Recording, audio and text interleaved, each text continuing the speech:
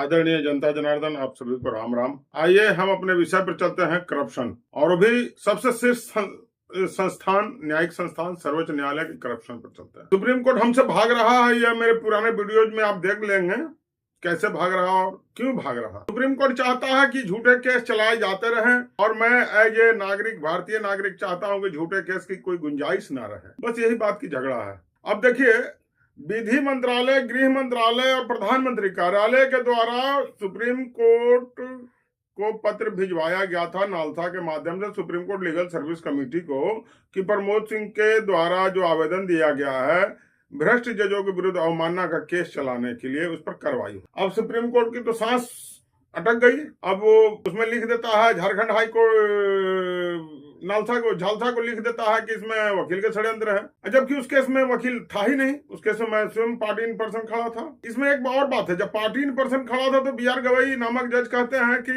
आपको जेल जाना चाहिए, और सुने भी नहीं मेरे फाइल को फेंक दिए। और वहीं अभी 4 दिन पहले मैं न्यूज में देख रहा था कि किसी एक महिला थी, वो पार्टी इन पर्सन खड़ी थी कोर्ट में, तो कोर्ट उनको वकील प्रोवाइड करा देता है सुप्रीम कोर्ट का, और हमको बोलता है go to jail for more experience. वाह, खैर इस सब अन्याय के विरुद्ध जब मैं लिखने लगा कि भाई प्रधानमंत्री कार्यालय और गृह मंत्रालय कार्यालय और विधि मंत्रालय के पत्र के बाद भी सुप्रीम कोर्ट के द्वारा झूठे केस चलाए जाने पर कोई कार्रवाई नहीं की जा रही है, तो जब मैं लगातार लिखता देखिए भाई हम चुप तो रह नहीं सकते हैं न्याय सह करके, तो मैं लिखता रहा तो भारत सरकार का विधि मंत्रालय मेरे पत्रों का काफी अवलोकन किया। अवलोकन करने के पश्चात वह सॉलिसिटर जनरल ऑफ इंडिया को पत्र लिखता है। अब सॉलिसिटर जनरल ऑफ इंडिया भी हमसे भाग रहे हैं।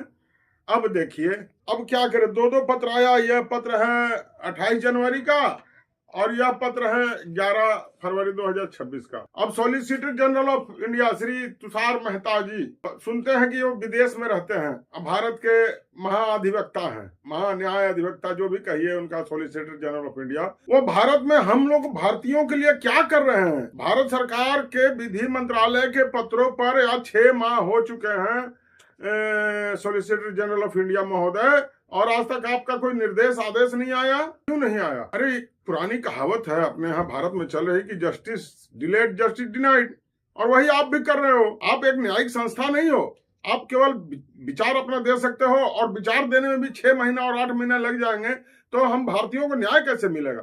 चलिए देखते हैं आगे क्या होगा। धन्यवाद।